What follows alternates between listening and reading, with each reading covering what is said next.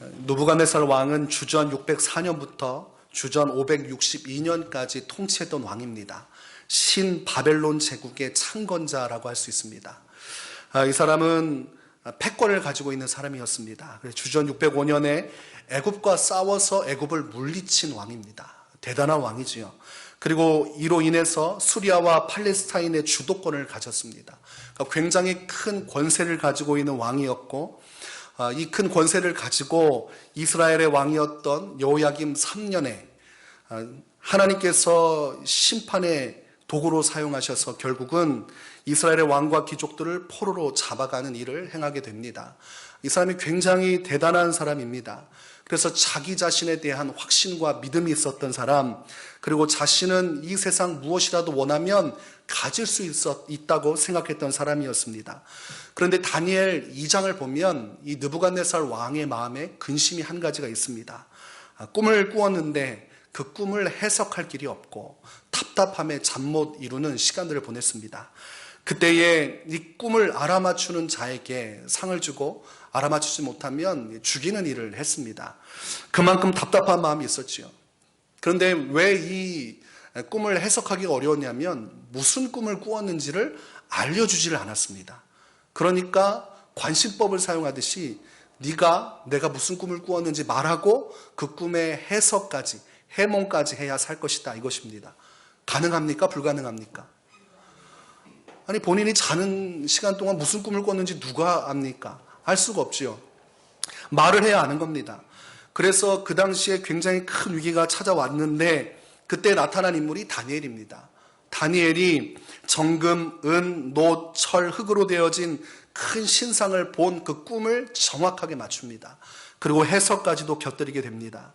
그때 이 느부갓네살 왕이 리더십이 있는 부분이 있지요. 다니엘을 신임하게 됩니다. 그 한 사건을 통해서 그를 신임하고 이렇게 고백을 합니다. 참으로 모든 신들의 신이시요 모든 왕의 주제시로다. 하나님이 그렇다, 이렇게 신앙 고백을 합니다. 그리고 그로 인해서 다니엘에게 귀한 선물을 주고, 그리고 온 지방을 다스릴 수 있는 권세를 줍니다. 그리고 모든 지혜자의 어른으로 대접을 받게 합니다. 그러니까 다니엘이 가장 지혜로운 자이고 권세를 가질 수 있는 사람으로 세워준 사람, 그 사람이 느부갓네살 왕입니다. 그리고 그때에 다니엘의 추천을 받은 친구들이 사드락과 메삭과 아벳느고입니다. 이 세 친구가 다니엘의 추천을 통해서 관원이 되고 바벨론 지방을 맡아서 다스리는 세력을 얻게 되는 것이죠. 그러니까 다니엘도 잘 됐고 이 세 친구도 잘 됐고 이제 2장의 내용을 보면 해피엔딩으로 끝나는 그런 내용입니다.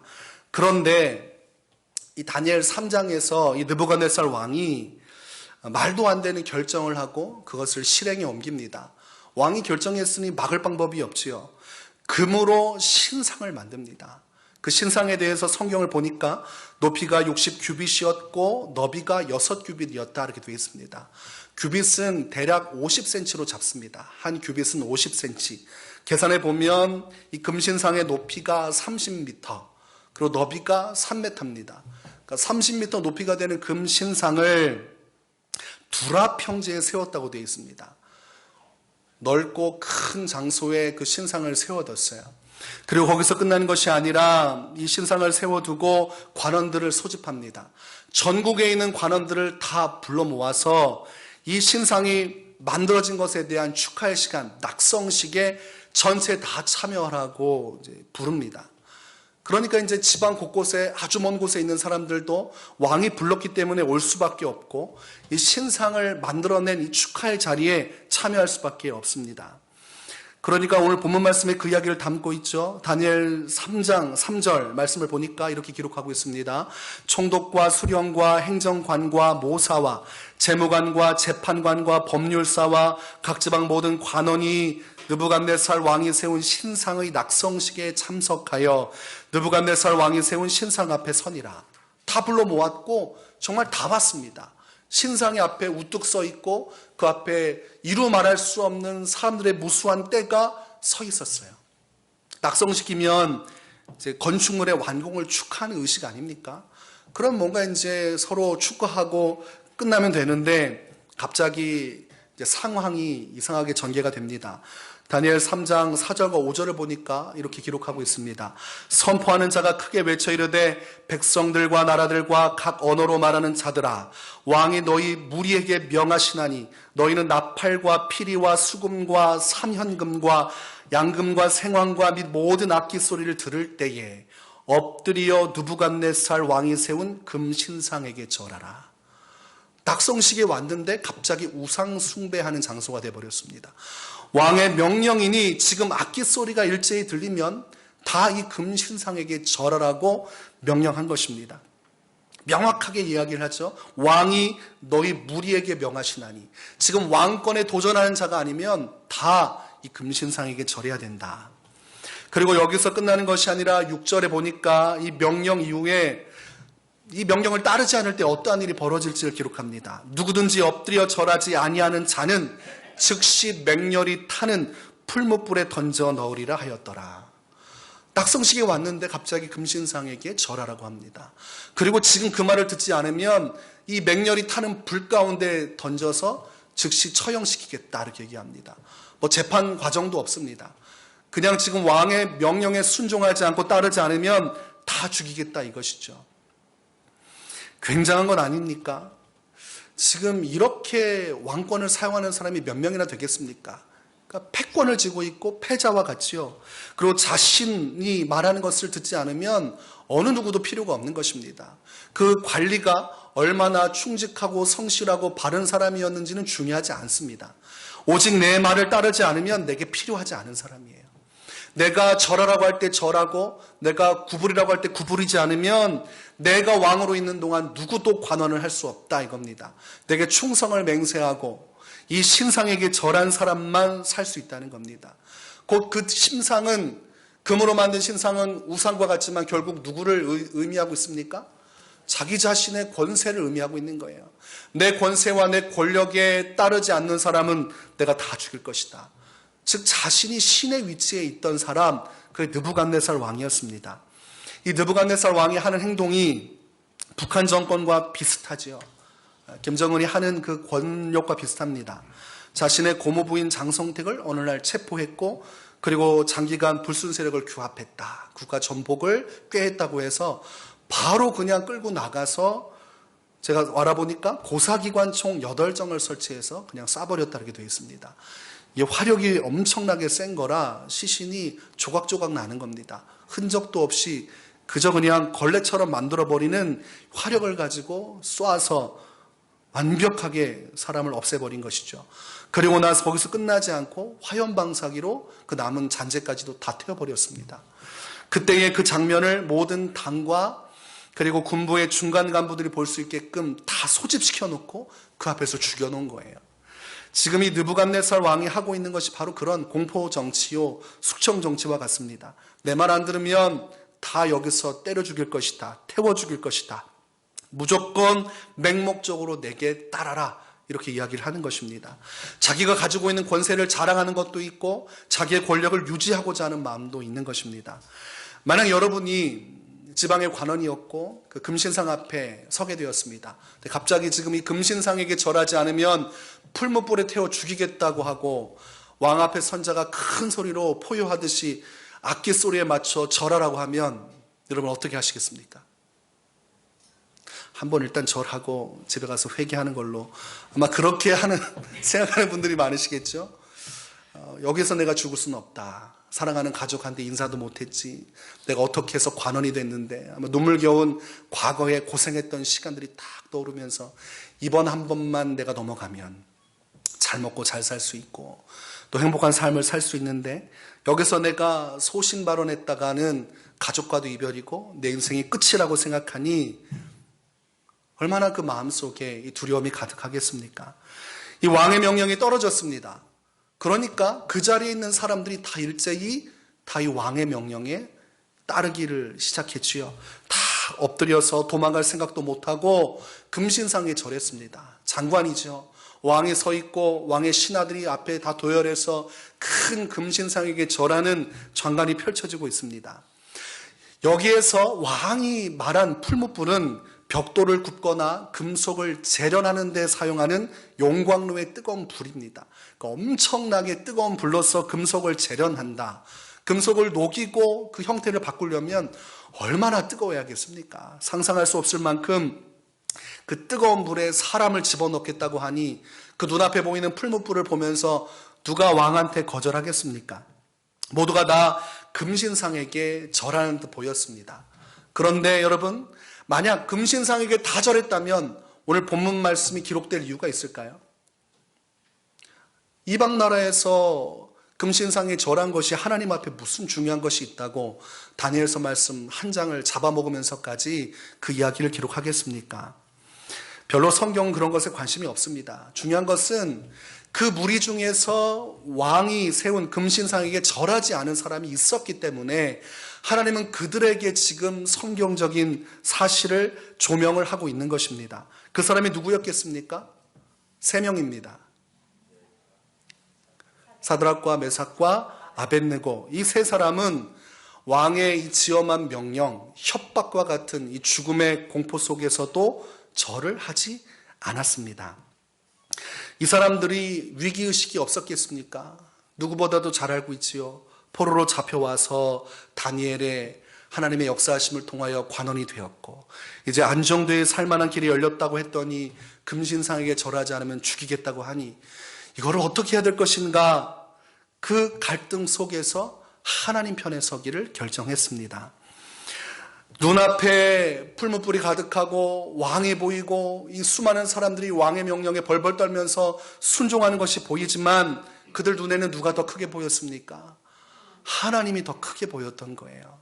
지금 자신이 겪고 있는 것보다 살아계신 하나님, 역사하신 하나님이 더 크다고 생각했기 때문에 왕의 명령에 따라 금신상에게 절하지 않았습니다. 왕은 한낱 이 세상의 왕이요, 자신이 믿는 하나님은 만유의 왕이라 더 높은 곳에서 내려지는 명령을 따라 자신들은 순종하게 노래하는 것입니다. 세상의 임금을 따라갈 것인가, 아니면 세상 만물을 주관하시고 이끄시는 만유의 왕의 명령에 따를 것인가 할 때 이들은 살아계신 하나님의 명령을 따라 순종하기로 결정을 한 것입니다. 출애굽기 20장에 보면 하나님은 자신을 계시하면서 자신을 믿고 따르는 자들이 반드시 준수해야 할 10가지 계명을 주십니다. 모세를 통해서 주신 이 계명 중에 우상을 만들지도 말고 섬기지도 말라고 하나님께서 이미 명령하신 바가 있습니다. 출애굽기 20장 3절에서 5절은 이렇게 말씀합니다. 너는 나 외에는 다른 신들을 내게 두지 말라.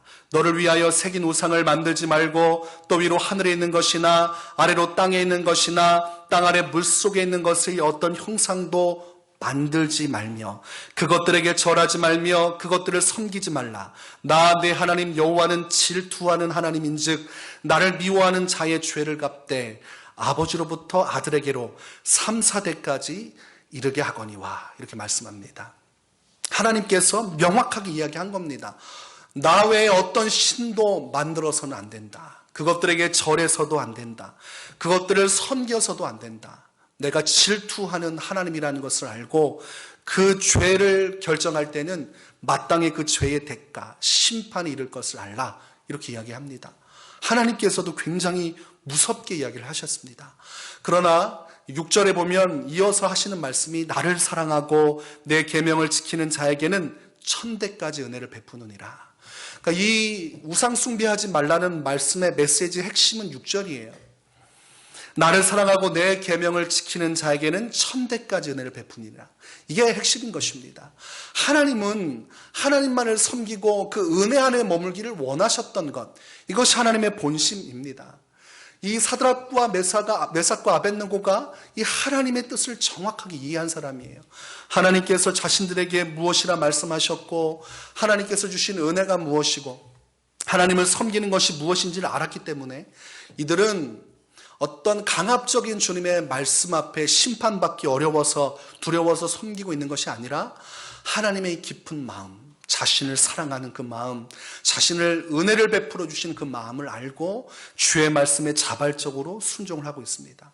하나님께서도 이들을 사랑하셨고 이 3명의 사람들도 지금 하나님을 사랑하고 있기에 자신들의 죽음을 불사하고 금신상에게 절하지 않기로 결단한 겁니다. 협박에 굴복한 것도 아닙니다. 단순히 심판을 피하기 위한 것도 아니에요. 하나님과의 깊은 영적인 관계와 신뢰 속에서 그 은혜를 따라 죽기를 각오하고 금신상에게 절하지 않았습니다. 그런데 이 2달을 버티고 서고 금신상 앞에서 꼿꼿이 서는 것을 사람들이 안 보면 좋은데 그 자리에 있던 자들이 그것을 보았습니다. 여러분 그렇지 않겠습니까? 몇만 명이 되더라도 다 엎드려 절하고 있는데 서 있으면 눈에 띕니까? 안 띕니까? 안 볼래야 안 볼 수가 없습니다. 안 볼 수가 없습니다. 그러니까 이게 딱 걸린 거예요. 다니엘 3장 8절에 보니까 그때 어떤 갈대아 사람들이 나와 유다 사람들을 참소하니라. 이제 왕의 명령이 떨어졌습니다. 그리고 왕은 가만히 있어요. 그런데 참소하는 무리가 생겨났어요. 왕이여, 지금 왕의 명령을 따르지 않은 유다인들이 있습니다. 그것이 이제 12절 말씀에 기록되어 있습니다. 이제 몇 유다 사람 사드락과 메삭과 아벳느고는 왕이 세워 바벨론 지방을 다스리게 하신 자이건을 왕이여 이 사람들이 왕을 높이지 아니하며 왕의 신들을 섬기지 아니하며 왕이 세우신 금신상에게 절하지 아니하나이다. 정확하게 이제 고발을 합니다. 그리고 이 말을 들으면 유다인이라고 표현하고 있어요. 지금 벌써 이 말 표현 속에는 적대감이 담겨져 있습니다. 유다인을 싫어하고 있는 것이죠. 유다인은 포로인데 아니 어떻게 관원이 될 수 있어? 우리가 적통이고 우리가 왕의 신하고 저 사람들은 왕의 신하가 될 자격이 없는 사람이라 평소부터 미워했는데 금신상에게 절하지 않는 것이 딱 포착되고 이들이 즉각적으로 왕에게 고발을 하게 된 것입니다. 왕에게 고발할 때에 왕의 마음을 평안케 하는 어떤 지혜로움이 아니고 왕을 격동시키는 말을 사용하게 됩니다. 어떤 이야기냐면 이 사람들은 왕의 관리가 될 사람이 아닌데 왕이 친히 세운 사람들이 이렇게 왕의 말을 듣지 않고 있다 이겁니다. 왕의 할애와 같은 은혜를 받았음에도 불구하고 지금 왕을 능멸하는 행위를 이 사람들이 하고 있다 이렇게 얘기한 겁니다. 다니엘의 일을 통해서 은혜를 입었잖아요. 그러니까 적반하장의 일을 이 세 사람 유다인들이 하고 있다고 고발한 겁니다. 이야기 듣다 보면 왕이 처음에는 내 말을 듣지 않은 것에 기분 나빴다가 오히려 이제 적반하장이라고 생각하니까 평소 화나는 것보다 더 많이 화가 난 게 된 것이죠. 감히 내가 베푼 은혜를 잊고 지금 나를 우습게 여기고 내 명령을 거역해? 하면서 이 만의 분노가 타오르기 시작한 것입니다. 그런데 여러분 바꿔 말하면 지금 은혜를 잊고 살아가는 사람이 누굽니까? 느부갓네살 왕이에요. 오히려 자신이 잠 못 이루고 고통스럽고 괴로워할 때 그 마음을 시원케 한 자가 다니엘입니다. 누가 그것을 맞출 수 있어요?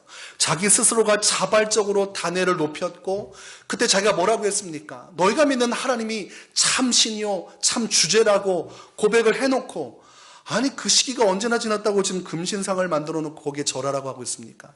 경우에 맞지 않은 행동을 한 사람은 이 느부갓네살 왕입니다. 오히려 이 세 명의 사람들이 신앙을 지키는 것은 당연하지 않습니까? 그 신앙을 존중하고 인정했던 자가 자신 아닙니까? 근데 말 바꿔서 지금 오히려 핍박하고 당연히 그 사람들은 절을 안 하지요. 하나님을 섬기는 사람인데. 그럼에도 불구하고 왕이 자신의 분노를 어떻게 감당하지 못합니다. 이 느부갓네살 왕의 한 행위는 굉장히 잘못된 행위입니다. 앞뒤가 맞지 않고 자기 권세에 도취되어 있는 내가 곧 법이라고 생각하는 교만함이 그 사람을 잡고 있기 때문에 이 금신상 사건을 벌인 것입니다. 이 사건에 대한 하나님의 심판이 다니엘 4장 30절에 기록되어 있습니다. 이 바벨론 이 큰 성을 세운 느부갓네살 왕은 자신만만한 사람이었다고 얘기를 했습니다. 패권을 쥐고 있고 패자라고 얘기했어요. 그래서 오늘날 그가 이렇게 이야기를 합니다. 이 큰 바벨론은 내가 능력과 권세로 건설하여 나의 도성으로 삼고 이것으로 내 위엄의 영광을 나타낸 것이 아니냐. 이렇게 스스로가 큰 권세를 바라보면서 자족하고 있을 때에 그때 하나님의 음성이 들려오기 시작합니다. 성경이 명확하게 그것을 다 기록하고 있습니다. 이 말이 아직도 나 왕의 입에 있을 때에 하늘에서 소리가 내려 이르되 느부갓네살 왕아 내게 말하노니 나라의 왕위가 내게서 떠나느니라. 이렇게 하나님의 음성을 이 느부갓네살 왕이 듣습니다. 그리고 그 시점부터 해서 느부갓네살 왕의 모든 것들이 다 바닥으로 추락하게 됩니다. 이어서 보니까 사람들에게 쫓겼다 이렇게 돼 있어요. 왕이 어떠한 사건으로 인해서 사람들에게 쫓기게 되었고 들짐승과 함께 살 수밖에 없었고 소처럼 풀을 먹고 살았다게 되어 있습니다. 그리고 몸이 하늘 이슬에 젖고 머리털은 독수리 털과 같이 자랐고 손톱은 새 발톱과 같이 되어버렸다. 왕의 권위를 잃어버리고 바닥까지 내려가서 짐승처럼 산 세월이 7년입니다. 7년 동안 그렇게 쫓기며 두려워하며 왕의 지혜와 지식과 권세를 다 잃어버리고 폐인처럼 살게 되죠. 그것이 하나님께서 그에게 내린 심판의 경고였습니다. 그리고 나서 다니엘 4장 34절과 35절에 보면 하나님의 7년이 지나고 그의 지각이 돌아오고 그가 권세를 회복하게 됩니다. 그러면서 이런 신앙 고백을 하지요. 내가 지극히 높으신 이에게 감사하며 영생하시는 이를 찬양하고 경배하였나니 그 권세는 영원한 권세요 그 나라는 대대에 이르리로다. 땅의 모든 사람들을 없는 것 같이 여기시며 하늘의 군대에게든지 땅의 사람에게든지 그는 자기 뜻대로 행하시나니 그의 손을 금하든지 혹시 이르기를 내가 무엇을 하느냐고 할 자가 아무도 없도다. 이 전 세계에서 막강한 힘을 발휘하던 느부갓네살 왕이 하나님 앞에 고꾸라져서 주님 앞에 엎드리고 굴복하게 된 사건입니다. 하나님께서 그를 눌러버리시니까 어떻게 할 수가 없었어요. 인간으로서 최고의 권력의 정점에 있었지만 하나님께서 왕위가 내게서 떠났도다 하는 순간 그는 추락하게 되었고 짐승만도 못한 삶을 살게 되었습니다. 이것이 성경이 말하고 있는, 다니엘서가 말하고 있는 이 세상의 권세와 하나님의 권세, 그것의 차이점입니다. 이 세상 권세가 아무리 대단하고 하늘 높은 줄 몰라도 하나님께서 한마디 명을 하시면 그 권세는 추락하게 되어 있습니다. 열왕기상 말씀을 보면 역대 왕들의 이야기가 있죠. 근데 다 똑같습니다. 하나님께서 멸망하기로 작정하면 그 나라는 멸망했습니다. 하나님께서 심판하기로 작정하면 그 왕은 반란을 통해 죽든 전쟁 통해 죽든 질병으로 죽든 다 죽었습니다. 그러니까 모든 세상 역사와 이 세상 권세에 누구의 손이 작용했냐면 하나님의 손이 작용했어요. 하나님은 때에 따라 자신의 계획과 뜻을 통해 세상 만세에 역사하셨고 어떠한 세력자도 하나님의 뜻을 바꿀 수가 없었습니다. 그러니까 느부갓네살 왕이 7년간의 고통 속에서 깨달은 것을 속담으로 풀이하면 이것과 같습니다. 하룻강아지 범 무서운 줄 몰랐다. 정확하지요? 네, 자신의 권세가 대단하다고 생각했지만 하나님의 권세 앞에서는 하룻강아지 같았습니다. 자신이 이 세상의 호랑이라고 생각했지만 더 높은 곳에 계신 영원한 하나님, 만유의 왕이 되시는 하나님, 호랑이보다 더 큰 권세를 가진 분을 느부갓네살 왕이 뒤늦게 만나게 된 것입니다. 이 큰 깨달음을 얻기 전에 오늘 본문에서 느부갓네살 왕은 여전히 자기 권세와 자기 교만과 자기만의 어떤 방식을 통해서 패권을 쥐고 있는 사람일 뿐이었습니다. 자신의 명령에 따르지 않으니까 이 세 사람은 오늘 죽어야 됩니다. 그리고 왕이 마지막 기회를 줍니다. 여러분 항상 마지막 패자부활전이 있죠. 왕이 자신의 권세를 높이기 위해서 마지막 또 아량을 베풉니다. 지금이라도 악기 소리가 들릴 때에 금 신상에게 절하면 너희는 살 것이다. 마음속에 확 기쁨이 밀려오지요. 아유, 한 번은 내가 그랬는데 두 번째는 이제 엎드릴 기회가 생겼구나. 이럴 수 있을 것입니다. 그런데 이 세 사람이 흔들림이 없어요. 이 세 사람은 느부갓네살 왕이 사장 이후에 깨달았던 그 하나님의 권세를 이미 알고 있는 사람들이에요. 이 왕보다 더 높은 곳에 계신 권세자가 누군지를 알았습니다. 그래서 이렇게 기록하고 있습니다. 본문의 16절과 17절에 사드락과 메삭과 아벳느고가 왕에게 대답하여 이르되 느부갓네살이여 우리가 이 일에 대하여 왕에게 대답할 필요가 없나이다. 단호하지요. 왕이여 우리가 섬기는 하나님이 계시다면 우리를 맹렬히 타는 풀무불 가운데서 능히 건져내시겠고 왕의 손에서도 건져내시리이다. 왕이 한 이야기를 지금 듣고 있지 않습니다. 더 이상 왕 앞에 우리가 할 말이 없습니다. 즉 절대로 우리는 절할 일이 없으니 더 이상 쓸모없는 얘기 하지 마십시오. 우리는 오늘 하나님을 믿고 우리 하나님을 신뢰하기에 하나님께서 원하신다면 이 맹렬히 타는 풀무불 가운데서 우리를 지켜주실 것이고 즉 왕이 자신만만한 그 권세 가운데서도 우리를 지켜주실 것입니다. 여러분 지금 강자가 누구고 약자가 누굽니까? 이 사람들의 생사여탈권을 가지고 있는 사람은 느부갓네살 왕입니다.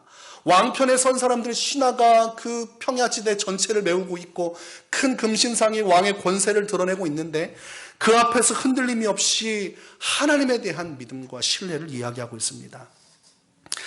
우리가 이들이 왕의 편 사람이 아니고 하나님의 편에 선 사람임을 알 수 있습니다. 왕의 편에 섰다면 하나님보다 왕의 말에 더 설득당했을 거예요. 그렇지. 관원이 되어서 어떻게 왕의 부름에 응답하지 않겠는가? 하나님께서도 싫어하실 거야. 한 번쯤은 왕에게 맞춰주지 라고 했을 거예요. 근데 이들은 절대로 왕의 편이 아니었습니다. 왕이 슬퍼하든 기뻐하든 그것이 중요한 것이 아니고 하나님께서 이 문제를 어떻게 보실 것인가가 중요한 사람들. 그러니까 철저히 하나님 편에 선 사람들이었습니다. 구약시대의 모세가 하나님의 십계명을 받기 위해 하나님의 임재 안에 머무는 시간이 꽤 길어졌습니다. 모세가 와야 할 시간인데도 안 오니까 백성들의 마음속에 초조해졌지요. 그 압박감과 불안감을 참지 못하고 뭔가 믿고 의지할 상대가 필요했습니다. 그래서 아론에게 압박해서 우리를 위한 신을 만들어내라. 우리를 이집트에서 구원해낸 신, 그 형상을 만들어서 우리로 믿고 섬기게 하라. 이렇게 이야기를 합니다. 아론이 주대를 가지고 신앙의 중심을 가지고 막았어야 되는데 아론이 그렇게 하지 못했습니다.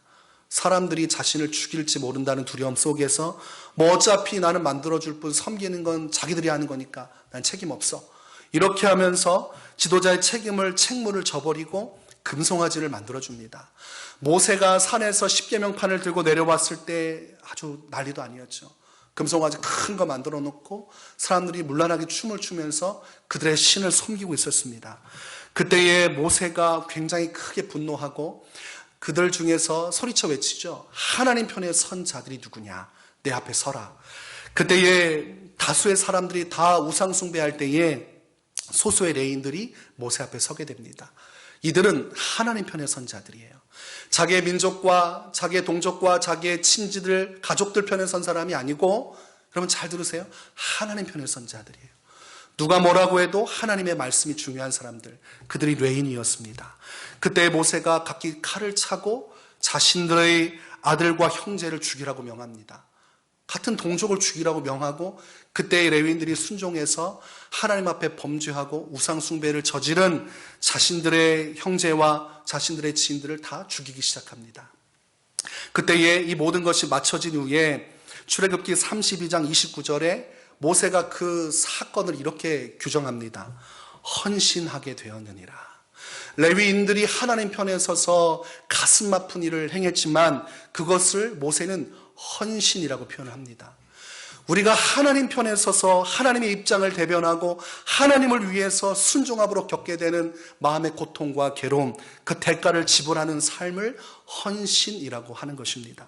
그것이 하나님 편에 섰다는 증거와 같습니다.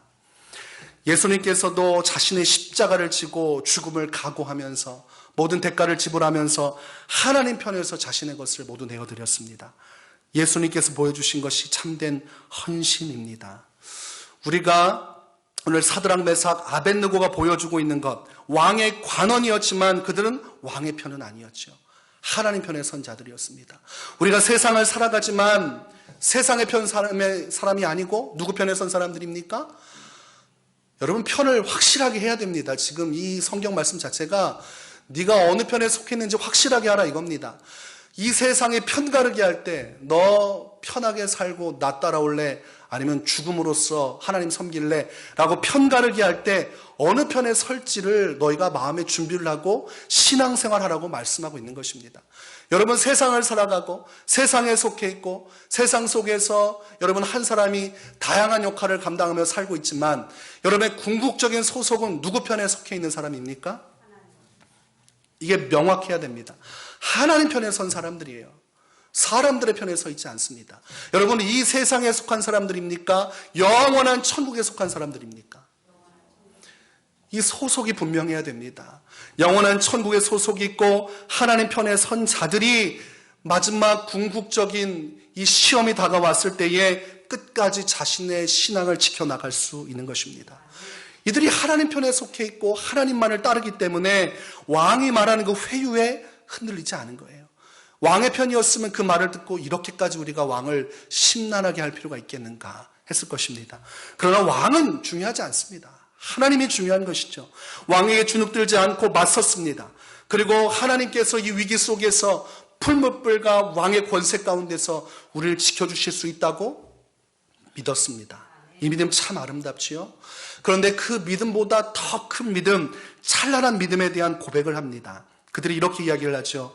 그렇게 하지 아니하실지라도 왕이여 우리가 왕의 신들을 섬기지도 아니하고 왕이 세우신 금 신상에게 절하지도 아니할 줄을 아옵소서. 우리가 믿은 대로 우리가 하나님의 편에서 하나님을 위해 일할 때 주님이 도우실 것을 믿지만 우리 하나님이 우리를 저버리고 도와주시지 않으실지라도 우리는 하나님 편에 서 있겠습니다. 이것이 바로 그렇게 하지 아니하실지라도입니다. 지금 내 눈앞에 내 수고와 헌신에 대한 하나님의 응답이 없고 축복이 없고 내 삶의 고난과 핍박과 죽음이 다가와서 아무런 대가를 내가 얻을 수 없을 때에도 내 믿음을 지킬 수 있겠는가? 하나님을 믿고 섬기면서 수고하고 희생한 내 모든 것에 대해서 하나님이 침묵하시고 나를 돕지 않을 때에 사람들이 나를 비난하고 비판하는 그 손가락질을 감당해내면서 끝까지 주님 편에 서일 수 있겠는가? 오늘 이 성경의 말씀은 우리에게 분명히 물어보고 있는 것입니다.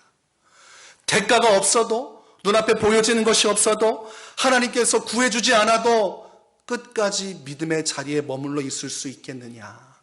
그렇게 하지 아니하실지라도 너희의 신앙이 흔들림 없이 너희의 왕이신 하나님을 위해 목숨까지 내어줄 수 있겠느냐?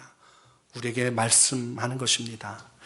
이 그렇게 하지 아니하실지라도 신앙은 가장 성숙하고 아름다운 고백입니다. 신앙의 궁극에 이르게 되면 이 고백이 나오는 거예요. 하나님 저를 도와주실 줄 믿습니다. 어려움과 어떤 위기가 다가와도 주님은 다윗을 지켜주신 것처럼 나의 삶을 또 지켜주실 것을 믿습니다. 그러나 그렇게 하지 아니하실지라도 나는 주님을 위해 살고 주님을 위해 죽었다가 하나님 나라 가겠습니다. 이 고백이 가장 찬란한 고백입니다. 이 고백이 예수님께서 겟세마네 동산에서 하셨던 고백이지요. 아버지여 만일 아버지의 뜻이거든 이 잔을 내게서 옮기시옵소서. 그러나 내 원대로 마시옵고 아버지의 원대로 되기를 원하나이다. 이 십자가의 고통에 들어가는 것이 어렵고 만약 뜻하신다면 이 십자가가 내게서 지나치기를 원하지만 그러나 하나님께서 나를 이 십자가에서 구원하지 않고 죽이시더라도 하나님의 뜻이면 내가 순종하겠습니다. 그렇게 하지 아니하실지라도 나는 이 십자가에서 죽어 하나님 편에 서서 하나님의 의를 이루는 일에 내 모든 것을 드리겠습니다. 이것이 십자가의 결정판 예수님 신앙의 궁극적인 핵심이었습니다. 그렇게 하지 아니하실지라도. 이것이 예수 신앙의 핵심입니다. 수많은 순교자들이 이 신앙을 가지고 있었기 때문에 자신의 생명을 하나님께 바칠 수 있었습니다. 그리고 그들은 그들의 신앙과 믿음을 통해 하늘의 별과 같이 아름답고 찬란하게 빛나는 하나님의 영광을 누리게 되었습니다. 여러분은 어떤 마음으로 예수님을 섬기고 있습니까? 나의 욕망의 실현을 위한 예수님, 나의 성공을 돕기 위한 예수님, 나의 삶의 만족과 기쁨을 채우기 위한 예수님, 불안한 내 사후 세계를 위한 인생의 보험이 되시는 예수님, 이렇게 믿고 계십니까? 가장 순수하고 아름다운 신앙의 고백을 여러분 가지시길 바랍니다. 그렇게 하지 아니하실지라도 오직 주의 말씀을 따라 살아가겠습니다. 사드락과 메삭과 아벳느고가 그 고백을 가지고 결국은 풀무불에 들어갑니다. 느부갓네살 왕은 그들의 신앙을 보고 감동을 받기보다 더 분노했습니다. 보니까 악이 더 치솟아서 7배나 더 뜨겁게 하라. 평소 때보다 7배나 더 뜨겁게 하라는 것은 아예 흔적도 남기지 말고 녹여버리라는 겁니다. 왕의 분노가 너무나 맹렬했기 때문에 이 풀무불에 이들을 던질 때 옆에 붙드는 사람이 있었습니다. 불길을 보니까 갔다가는 죽을 것 같은데 이들을 붙들고 그 풀무불에 던지지 않으면 왕에게 죽게 생겼으니까 결국은 이 사드락과 메삭과 아벳느고를 붙들고 풀무불에 넣다가 그 넣던 사람이 먼저 불에 타 죽었다고 되어 있습니다. 그만큼 왕의 분노가 뒤에서 활활 타오르고 있었고 결국은 그 사람은 왕을 피하다가 불에 죽었지요. 이 세 사람을 그 불에 던졌을 때에 놀라운 일이 벌어집니다. 가장 먼저 놀란 것이 느부갓네살 왕이었습니다. 셋이 불타지도 않는 것을 보았고 분명히 3명을 풀무불에 넣었는데 보니까 4명인 거예요. 그러니까 그 모습을 보니까 신의 아들의 모습, 천사의 모습과 같다는 것을 이 사람이 깨달았습니다. 아니 3명을 넣었는데 어떻게 4명이 풀무불 가운데서 아무런 해를 입지 않고 돌아다니냐. 그리고 그때 충격을 받습니다. 내가 또 큰 실수했구나. 참 쉬운 사람이에요. 금신상 세워놓고 사람 7배나 더해가지고 집어넣어 놓고 또 기적이 일어나니까 또 금방 또 뉘우칩니다. 뭐라고 말하냐면 사드락과 메삭과 아벳느고의 하나님을 찬송할지로다. 2번째 찬송입니다. 아까 말하는 4장 이후가 또 3번째 찬송이고 그때는 완벽하게 하나님께서 눌러버리시죠. 그가 그의 천사를 보내사 자기를 의뢰하고 그들의 몸을 바쳐 왕의 명령을 거역하고 그 하나님 밖에는 다른 신을 섬기지 아니하며 그에게 절하지 아니한 종들을 구원하셨도다. 사드락과 메삭과 아벳느고가 아무 말도 하지 않았는데 본인이 감동받고 본인이 신앙 고백하고 있습니다. 그런데 이 신앙 고백이 정확합니다. 이 느부갓네살 왕이 참 재밌는 사람이에요. 고백을 들어보면 그 상황을 아주 잘 이해하고 잘 설명해주고 있습니다. 사드락과 메삭과 아벳느고가 오직 하나님만을 섬겼고 죽음을 불사한 신앙을 가진 자들임을 깨달았습니다. 여러분, 시대가 참 악합니다. 믿는 사람 참 많다고 하는데 누가 정말 예수님을 믿는 사람인지 알 수 없는 혼재된 삶 속에 살아가고 있습니다. 그러나 여러분이 오늘 이 사드락과 메삭과 아벳느고의 고백을 여러분 신앙의 핵심으로 삼고 이 중심으로 살아간다면, 그렇게 하지 아니하실지라도 주님을 따르겠다고 고백할 수 있다면 여러분들도 우리 믿음의 선조들과 같이 하늘의 별과 같이 빛나는 하나님의 사람으로 세워질 것입니다. 이 사순절 기간 이 믿음의 고백이 여러분 안에 있길 원합니다. 큰 이 귀한 말씀이 여러분 마음속에 되새김질 되어서 이 울림을 통해서 더욱더 하나님 한 분만을 잘 섬기는 축복이 함께 하시기를 주의 이름으로 축원합니다.